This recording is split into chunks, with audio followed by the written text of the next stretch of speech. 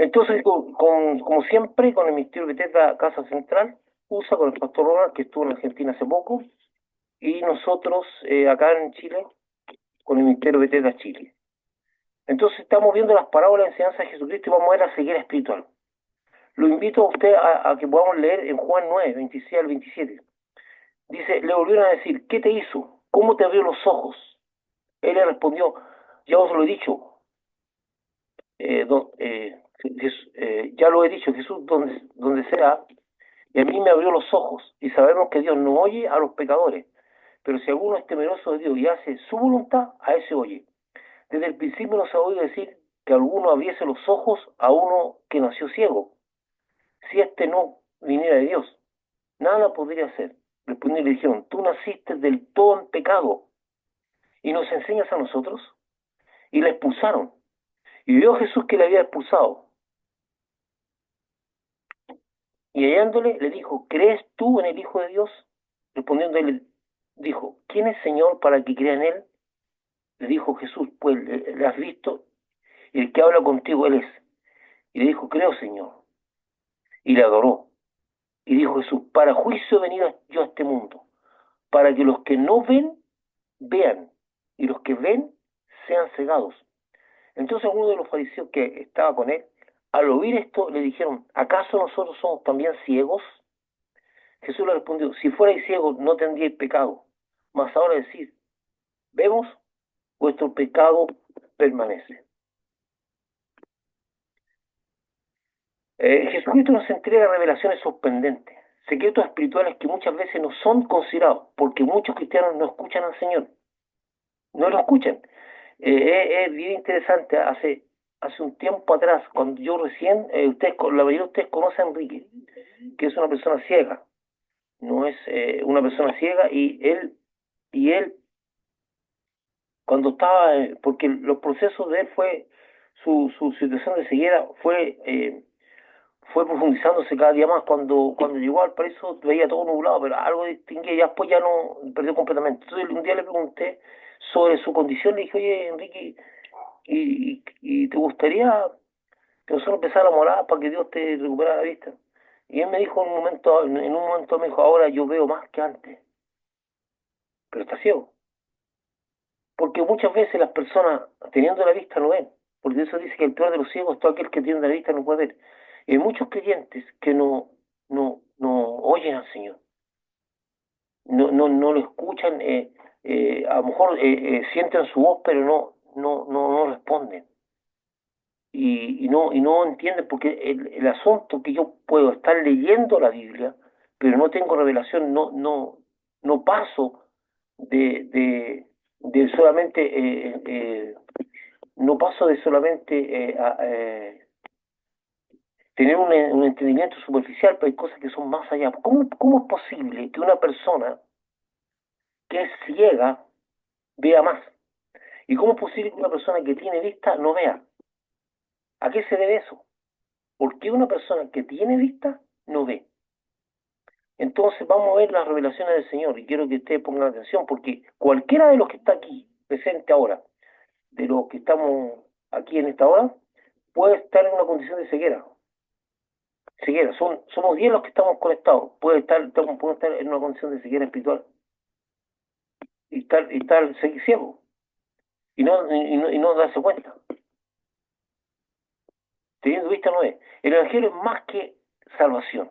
Y el cielo, o sea, el Evangelio es más que salvación y el cielo. El Evangelio es renovación, es un cambio.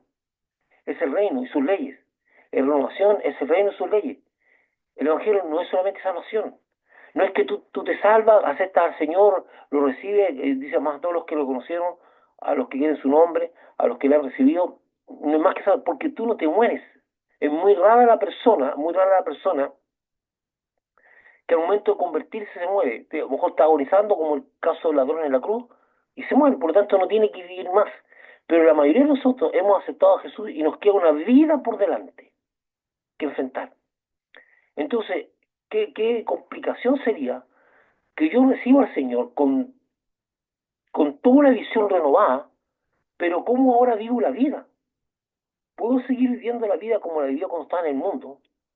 ¿Puedo seguir haciendo las mismas cosas o esto implica un cambio, una renovación? Renovación significa algo nuevo.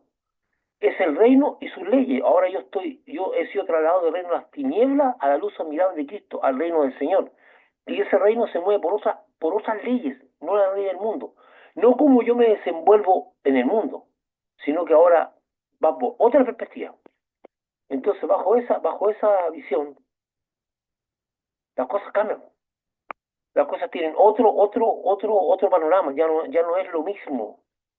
Ya no es que nosotros tengamos que estar bajo una visión de seguir haciendo las mismas cosas y vivir bajo los mismos parámetros que estábamos antes.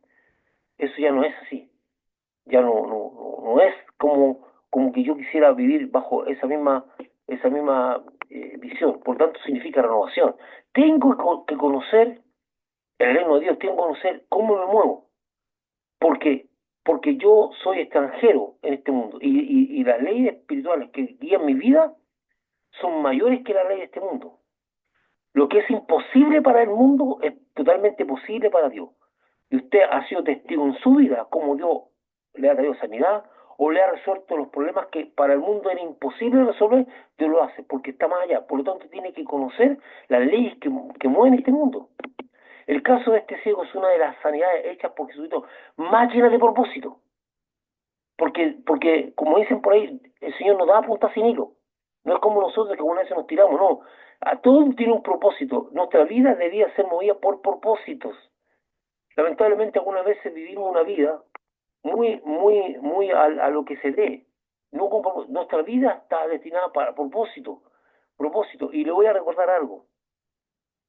Usted a lo mejor podrá vivir 70, 80, 90, 100 o tal vez más años en esta vida que no son comparables con la eternidad que le espera. La eternidad, ¿cómo yo le puedo explicar lo que es una eternidad? Nosotros estamos siendo probados en esta vida, estamos siendo sujetos a fidelidad. Aquí, aquí en la adversidad tenemos que mostrar que somos fieles. En cualquier circunstancia somos fieles a Dios, porque en el cielo no es para ser probados en fidelidad. Aquí vamos a ser probados en fidelidad, porque en el cielo vamos a estar con el Señor y no vamos a ser expuestos a ninguna cosa contraria a Cristo. Pero aquí tenemos gente, el mundo contrario, tenemos necesidades de todo tipo. ¿Cómo las enfrentamos? ¿Cómo es nuestra relación con Dios? Acuérdense que le hemos dado vuelta que estamos en esta tierra para cumplir el propósito de Dios. Y eso se define en 5 áreas bien claras. Estamos aquí para aprender a amar a Dios, a adorar y amar a Dios. Estamos aprendiendo a amar a Dios. El primer propósito es cómo nos relacionamos con Dios, amarlo y adorarlo. Usted aprende aquí cómo adoro a Dios, cómo le amo. Estamos aquí para aprender a amar al prójimo. Acuérdense que está el gran mandamiento que dice que amarás al Señor tu Dios con todo tu corazón, con toda tu alma, con toda tu mente, con todo tu ser, y a tu prójimo como a ti mismo. Ese mandamiento a nosotros nos enseña que aquí estamos en este mundo para dos cosas fundamentales: aprender a amar a Dios y aprender a amar a nuestro prójimo. También estamos aquí para llevar el Evangelio a las personas, y por tanto, y ser discípulos, ¿verdad? Para ser como Cristo. Estamos aquí para ir adquiriendo el carácter de Cristo. Y el carácter de Cristo está muy bien representado en lo que es el fruto del Espíritu, ¿verdad? Paz, paciencia, unidad, templanza, y todas las cosas. Entonces vamos adquiriendo en nuestra vida todas esas cosas. Entonces usted está destinado a este mundo para crecer como persona. Lo que alcance en crecimiento aquí es lo que usted va a llevar para otro lado. Por lo tanto, aquí Dios te está desarrollando su carácter y lo que usted alcance aquí será lo que le va a dar un punto donde Dios le va a retribuir y le va a asignar. Sáquese, permíteme que haga este paréntesis, sáquese de la mente, por favor, en el nombre de Jesús, sáquese de la mente un cielo donde usted va a estar volando como un angelito rechoncho, no, donde usted va a estar cantando todo el día, no.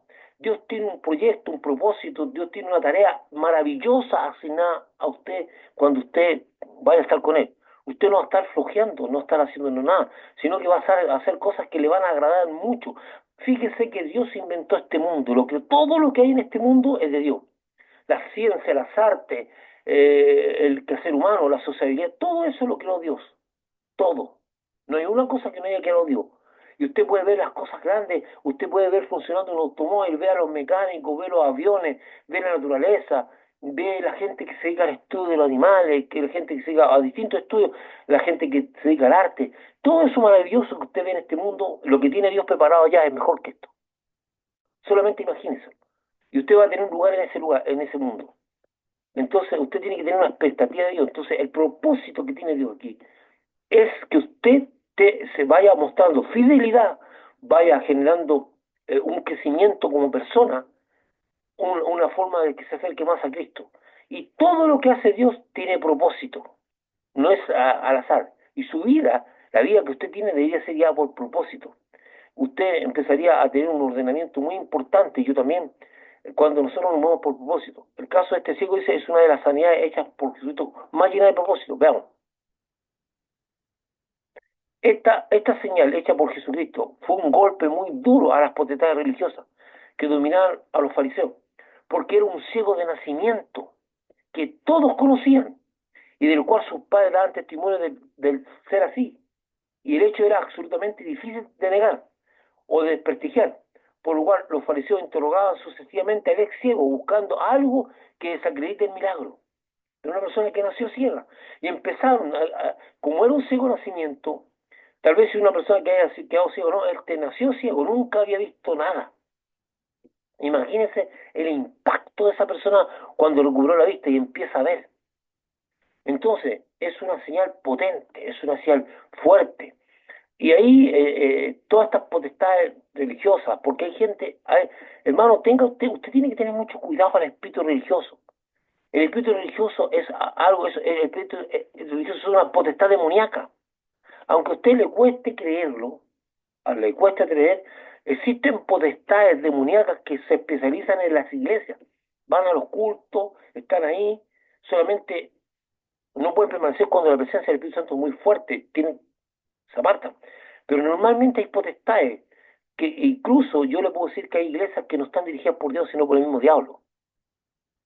Y muchas veces hay pastores, como dice, que están eh, digamos, están atados por el mismo Satanás. Por eso cuando la Biblia dice que cuando elijan a un hombre de Dios, dice no un neófito, no sea que envaneciendo se caen en descrédito y en lazos del diablo. O sea, hay personas que pueden estar enlazadas por diablo. Es impresionante eso, porque existen potestades religiosas. ¿Y por qué le estoy diciendo esto? Tenga cuidado de que esas potestades religiosas no lo aten a usted. Porque la religión, ¿en qué consiste la religión? La religión consiste en formas, en tradiciones, en puntos de vista personales, no en la palabra de Dios. No, lo que nosotros tenemos, lo que usted tiene que tener, lo que yo tengo que tener es una relación con Cristo, no una religión, una relación. Y la relación se basa en una comunicación con Dios.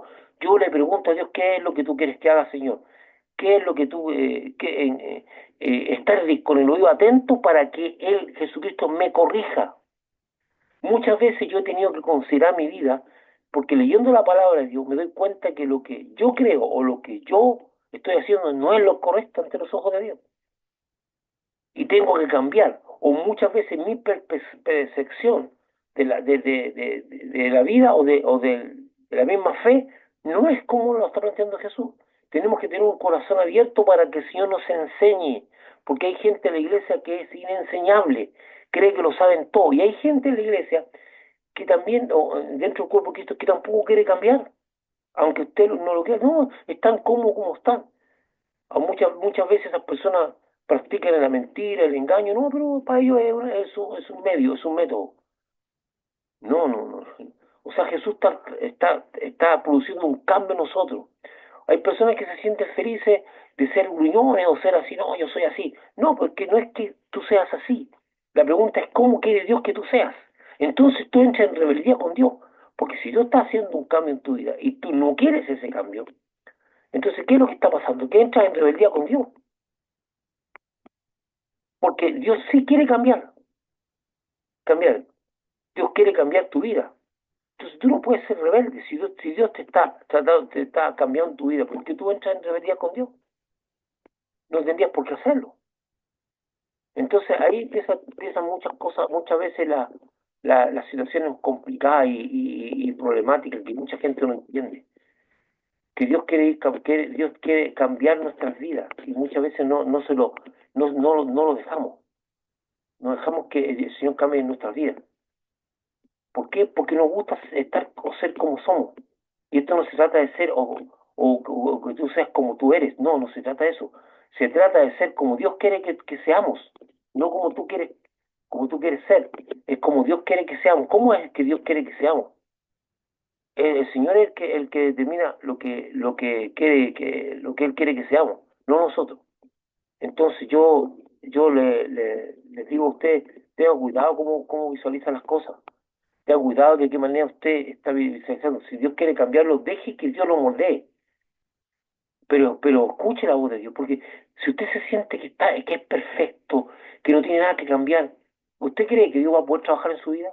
No se puede. Tengo que tener un corazón abierto. Sí, Señor, existe la posibilidad de que hayan cosas en mi vida que no son las mejores, que debo cambiar.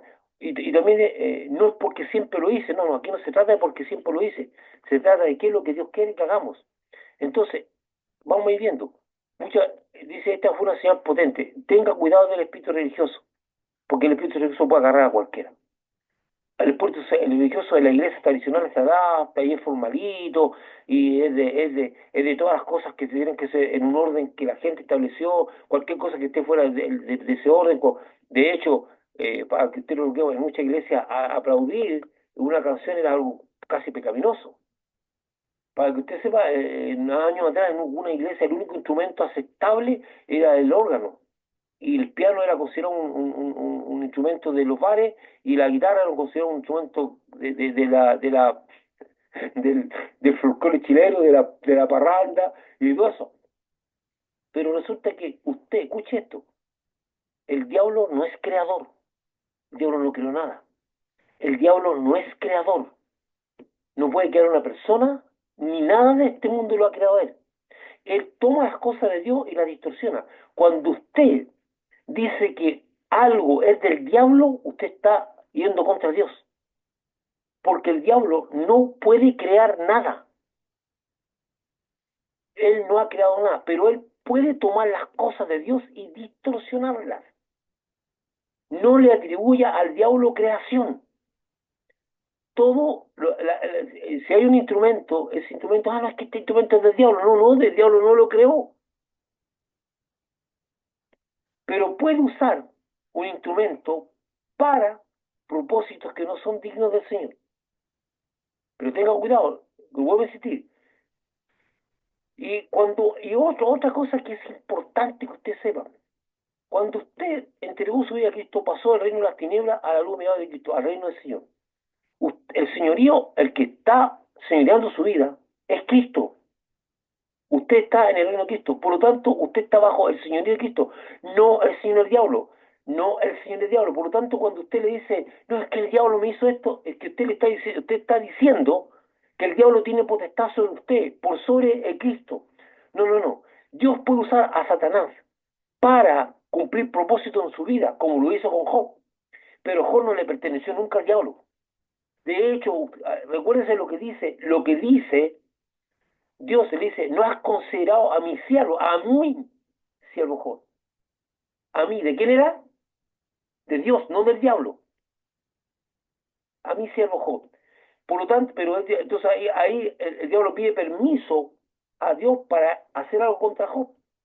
Pero Job no le pertenece a Satanás. Porque usted nunca le ha pertenecido al diablo. Desde el día que usted entregó su vida a Cristo, usted le pertenece al Señor. Usted es un hijo de Dios. Usted le pertenece a Cristo. Usted no puede pensar que Dios tiene potestad sobre usted. Si es la única manera que él pudiera hacer algo es porque Dios le está permitiendo y usted lo está usando para probar su vida, pero no más. No, la gente del mundo está bajo la potestad del diablo. De hecho, así lo dice la Biblia. Pero usted está bajo la potestad de Dios. Cuando usted tiene un problema, ¿a quién tiene que acudir? Al Señor, porque Él es su Padre. A Cristo, porque Él es su Salvador. Y no andar con miedo. No, es que el diablo, hay cristianos que andan como agachaditos así, como que algo le va a pasar, como que le ha llevado un chancagazo, no, usted está bajo la potestad del Señor, eso debe ser su fe. Su fe tiene que decirle, yo soy un hijo de Dios y nada me puede tocar. Dice, ¿quién nos separará del amor de Cristo? Primero son cosas, eh, persecución, peligro, hambre, no es cosas de este mundo. Después dice, personas, ni potestad, ni ángel, ni principado. O sea, nada me podrá separar del amor de Cristo. Usted está unido a Cristo. Métase eso en la cabeza, o sea, que su espíritu lo asimile, porque si no el diablo trabaja en su mente y le hace creer que él tiene poder para afectar su vida. Él no tiene poder para afectar su vida si Dios no se lo permite.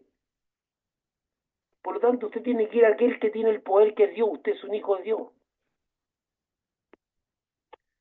Juan 9:3 dice, respondió Jesús, no es que pecó este ni sus padres, sino para que las obras de Dios se manifiesten en él.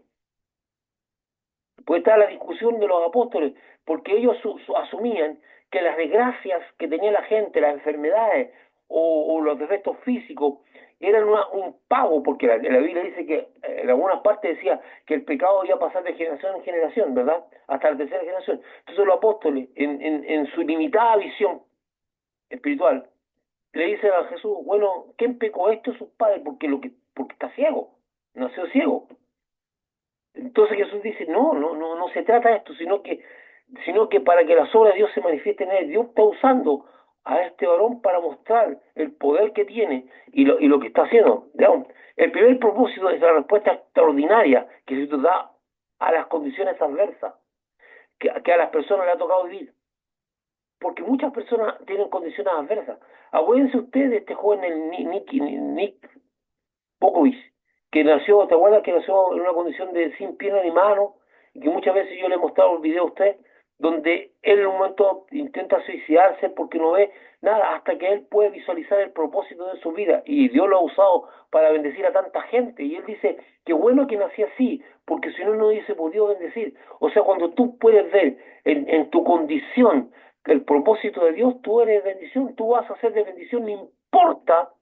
Cuando tú estás en Cristo Jesús, tú vas a ser de bendición, no importa si estás enfermo, si estás limitado, si tienes conocimiento, si tienes estudio o no tienes estudio, si tienes dinero o no tienes dinero. Eso no limita a Dios para usarte. La limitación está en nuestro ser. Pero cuando tú estás en la mano de Dios, Dios te usa y te permite bendición. Tú no puedes decir, no, es que yo no tengo. ¿Qué no tienes? Es que yo no tengo mano, es que yo no tengo, mi salud no es compatible. No, tú tienes todo lo que necesitas para servir a Dios. Y Dios, en lo que tú tienes, en la condición que tú estás, Dios te va a usar. El problema es cuando yo me dispongo. No hay nada que limite. No hay nada que te limite porque Dios va a usar conforme a lo que te dio, no conforme a lo que no te dio. Entonces, ¿cómo Dios puede usarme a mí si soy una persona que ignoro muchas cosas? Porque Dios te va a dar lo que necesita y la sabiduría que necesita para el momento. O sea, Dios no se equivocó ni cómo te hizo, ni cómo te creó, ni el cuerpo que te dio, ni la mente que te dio. Dios te hizo como Él quería y se gozó en ti. El asunto es que a nosotros no nos gusta como somos muchas veces y eso limita la capacidad que tiene Dios de usarlo, porque si yo estoy en contradicción conmigo mismo, ¿cómo se va a manifestar la obra de Dios? Porque siempre me estoy cuestionando, no, que me hubiese gustado tener esto, me hubiese gustado ser así. Es que Dios no se equivocó. Lo que te dio es más que suficiente para bendecir. Porque si no cae en el caso del hombre de los talentos. ¿Verdad? No, es que yo creí que el talento que tenía no era suficiente y por eso lo hundí en el piso y no hice nada porque tenía miedo. No, dice que cada uno solo se le va a pedir cuenta de lo que se nos dio, no de lo que no se nos dio. El versículo 3 dice que la ceguera del hombre desde su nacimiento será de bendición porque a través de ella las obras de Dios manifestarán. Las malas decisiones que hemos tomado, escogiendo un radio y su palabra, han tenido consecuencias nefastas, tristes, desgraciadas nuestras vidas. Muchas veces las malas, las malas decisiones, porque tú has anulado a Dios la advertencia de Dios, han traído consecuencias nefastas a tu vida. Muchas veces no se trata de que Dios no es un aguafiestas cómico, ¿eh? No es un aguafiestas cómico, no. Hay gente que quiere que Dios es un aguafiestas, no, es que Dios me dice no a esto, dice no a esto otro. Cuando Dios dice un no, es porque te hace mal a ti. Yo en el área de la ingeniería, muchas veces nosotros teníamos que estudiar ciertas cosas y nosotros nos damos importancia a cuando el fabricante te dice limitaciones, entonces te entrega un papelito y te dice, por decirte algo, esto usted lo tiene que enchufar en una red de 220 volts, pero si usted lo enchufa en una red que tenga 300 volts se va a quemar, porque es mucho más de lo que puede aguantar. El fabricante te va diciendo, y esto dice, no es para que usted lo raspe por el suelo porque te lo va a dañar, no es para que lo tire porque se va a quebrar. Te dice un montón de cosas. Hay otros que dicen, no, si se cae en el puerto que de fierro fuerte no le va a pasar nada. Pero el fabricante, el que hizo el producto, te dice cuáles son las limitaciones que tiene el producto para que no sea dañado. Cuando Dios te da un conjunto de leyes, un conjunto de cosas que fue Dios que te creó, sabe aquí que tú no estás preparado para pecar. El pecado te daña, el pecado te mata, el pecado te destruye el alma. Aunque tú no lo veas, porque muchas veces, mire, un día, un día, yo estaba usando una batidora, no, una juguera, y tocaron la puerta, y yo la dejé prendida. Y me demoré mucho más en devolverme y la juguera se fundió, porque yo funcionando todo el rato. Cuando llegué ya estaba quemada, porque no soportó el exceso de uso. Yo tenía que haberla parado en algún momento dado, pero no se paró. Seguimos. Entonces, ¿qué es lo que ocurre? Que cuando Dios nos creó con limitaciones. Ahora, muchas veces las cosas se están dañando, sobre todo en la automotriz, cuando tú estás usando un vehículo y ves que el vehículo te está diciendo, oye, hay una pieza que está mala, pero yo lo sigo usando, a la larga, aunque está funcionando, se está dañando. Y en tu vida, aunque diga, no, pero yo estoy practicando cosas que son contra a Dios, pero no me pasa nada, a la larga eso trae consecuencias, porque no fuiste preparado para eso. Entonces, aquel que nos hizo cambió de un conjunto de leyes que no es para hacer un aguafiestas cósmico, no es para mucha que fome a Dios, pues, no, te da un conjunto de leyes que te están diciendo a ti que tú eres una persona espiritualmente limitada y físicamente limitada. La diferencia en que el aspecto físico tú te das cuenta, pues no sé, pues, tú tienes una cuestión que pesa 50 kilos y la tratas de levantar no puedes porque no tienes fuerza. Ahí ves que está limitado. Pero en lo espiritual también tenemos limitaciones. Hay cosas que nos dañan. Y por eso Dios estableció su palabra, su ley y sus mandamientos. Para evitar que nos dañemos, no para hacer un aguafiestas cómico. Dice que fome Dios, no. El que dice que esto te va a traer consecuencias. Y muchas veces ignoramos eso. Entonces las malas decisiones que hemos tomado escogiendo ignorar a Dios y su palabra han traído consecuencias nefastas, tristes, desgraciadas a nuestras vidas. Dice Juan 9:4, me es necesario hacer las obras del que me envió, entre tanto que el día dura, la noche viene cuando nadie puede trabajar. ¿Qué texto es este, hermano? ¿Por qué dice Dios que la noche viene que nadie puede trabajar? De hecho, yo estaba haciendo, ahora que estoy, ustedes me dan cuenta que estoy usando anteojos ya ópticos, no lo de sol, sino que óptico, porque a cierta distancia yo estoy viendo ya borroso. Entonces, estaba haciendo un trabajo y yo antes me quedaba hasta tarde de la noche haciendo trabajando, pero ahora me doy cuenta que al ver menos estoy más susceptible a cometer errores. No sé, no dar vuelta bien un tornillo o si estoy haciendo una reparación, porque no estoy viendo bien. Entonces ya a cierto nivel de luz yo ya no puedo seguir trabajando. Antes a lo mejor con una lámpara, pero yo no puedo, entonces no me puedo arriesgar a que las cosas queden mal. Entonces dice la noche viene cuando nadie puede trabajar, en la oscuridad no se puede trabajar. Entonces veamos lo que dice ahí la palabra. El versículo 4 plantea un misterio difícil de entender, pero Jesús, que las obras de Dios solo se pueden ejecutar de día y que la noche hace imposible trabajar.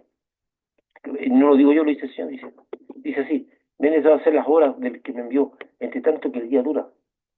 La noche viene cuando nadie puede trabajar. Lo está diciendo Jesús, no yo. Hay momentos donde las tinieblas prevalecen y no es posible trabajar. Pero Dios nos envía el día para que hagamos su obra.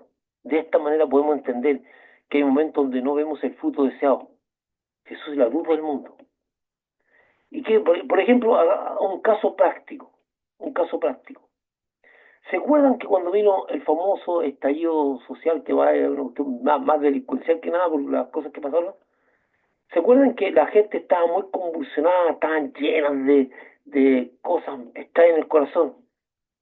Nosotros sabíamos, tanto en el tiempo, porque vino la pandemia después y vino que el sembrar en esas condiciones hacía difícil porque era un sentimiento de odiosidad, mucho, las tinieblas estaban prevaleciendo en el sentido espiritual, había mucha odiosidad. No tengo, yo no estoy hablando de política ni estoy hablando de nada, estoy hablando de odiosidad, había mucha ira, enojo, malestar, los corazones estaban, entonces estaba oscuro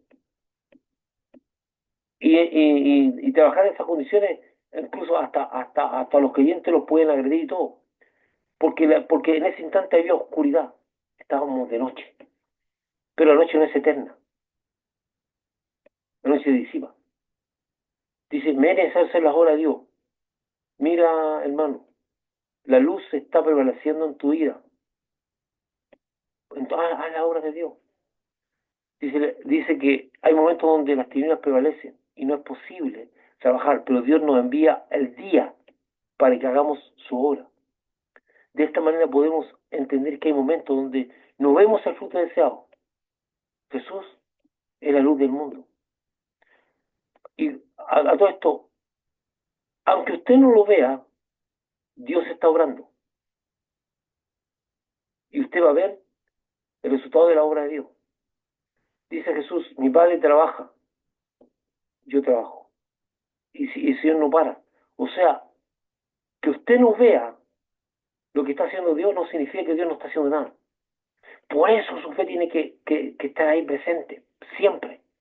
Su fe tiene que estar. Nosotros hemos visto resultados de la oración, de cómo Dios ha estado mejorando relaciones. Nosotros estuvimos orando con Miriam 2 años por una situación de relacional, 2 años, y de repente la enemistad se terminó así, boom, porque Dios está obrando los momentos y las formas, Dios no deja de obrar. Usted tiene que creer que si usted está pidiendo conforme a la voluntad de Dios, porque la Biblia dice que a eso vino Jesús al mundo, a reconciliar, que el ministerio de la reconciliación, como yo creo que Dios quiere la reconciliación, y yo oro por reconciliación, y a lo mejor no veo nada al principio, pero si soy perseverante, yo voy a ver la obra de Dios actuando. Perseverante. Entonces yo por fe me muevo, yo creo que Dios va a hacer una obra. Dios siempre está trabajando. Dicho esto, escupió en tierra e hizo lodo con la saliva y untó con el lodo los ojos del ciego. La forma en que se hizo la sanidad de este hombre destruye cualquier intención de querer moldear el actuar de Dios a nuestro parámetro de decencia. Él escupió e hizo barro que puso en sus ojos, versículo 6. Esa sanidad de escupir y hacer barro, yo me pregunto si eso ocurriera ahora en una iglesia, lo aceptarían.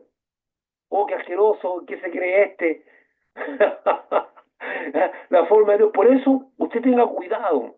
Por ejemplo, en un culto, un predicador se sacó los zapatos y se los pasó a una persona que estaba coja. Y dijo, póntelos. Y oró. Y el cojo anduvo. Dice, mira, ¿qué se cree este? Hermano, la forma en que Dios usa normalmente es para destruir los prejuicios religiosos. No es que Dios necesite escupir, porque Jesús no lo tocó nomás. Porque nos está enseñando que Dios es el soberano y hace las cosas como Él quiere. No, por favor, hasta que usted no esté seguro y entrar en una oración, cuando usted vea cosas extrañas en la administración, no empiece a hablar mal de las cosas que ve hasta que usted no sea. Hay cosas que se hacen que no tienen nada que ver con Dios, que son show, así digamos, así directamente, son show, pero hay cosas que Dios manda. Y dice, hazlo así, de esta manera. Y obedecer así es difícil.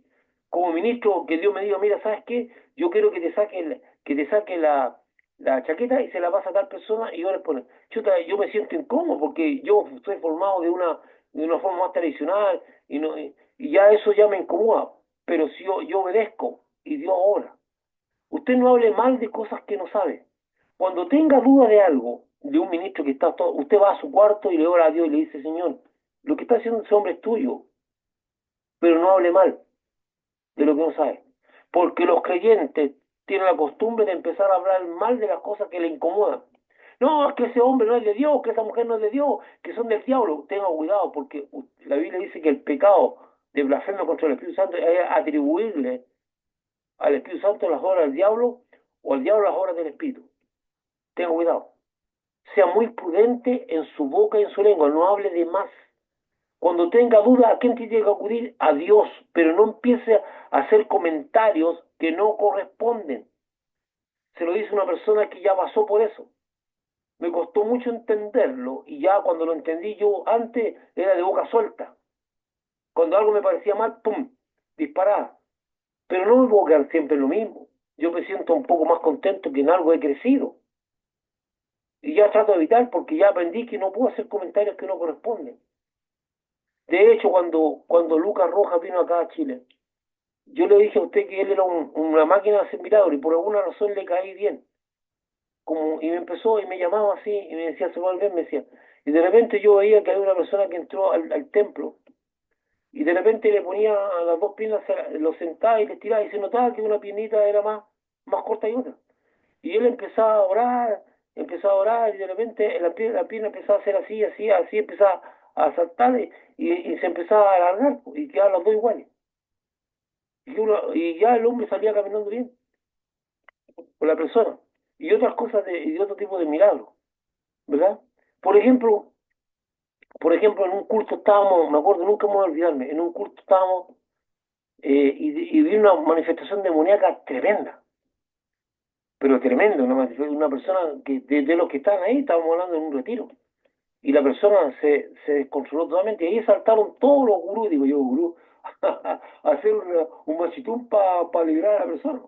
Uno gritaba una cosa, otro, y yo, como yo en ese tiempo era totalmente ignorante, yo miraba. Entonces el pastor Lucas nunca me olvida, me lo que miró a la persona, miró, y hasta que dijo que se apartaran. Y él estaba acomodando, y de repente le dijo al pastor Moisés que abriera la Biblia en un texto de Apocalipsis y se lo leyera. Y el pastor va y le lee el texto de Apocalipsis, y la persona da como saltos, estaba tirada en el piso, y su cuerpo se levanta como dos o tres veces así, y se golpea con el piso, se queda quieta, y el espíritu la había soltado, ya no la estaba atando. Y se fue, y la persona fue libre. Solamente porque leyó un texto de la palabra. Esa fue la forma que Dios usó para liberar a esa persona, porque con Dios no existen fórmulas ni métodos. Y los cristianos somos muy buenos para ser religiosos. Creemos que porque en algún momento algo no funcionó, eso es la fórmula para la liberación o para la sanidad. No, hermano. Dios no es de fórmula. Cada vez que usted enfrente un desafío en su vida, usted tiene que preguntar a Dios cómo quiere Él que usted lo haga. Dios no funciona con fórmulas. Dios es un Dios creativo. A Dios hay que seguirlo.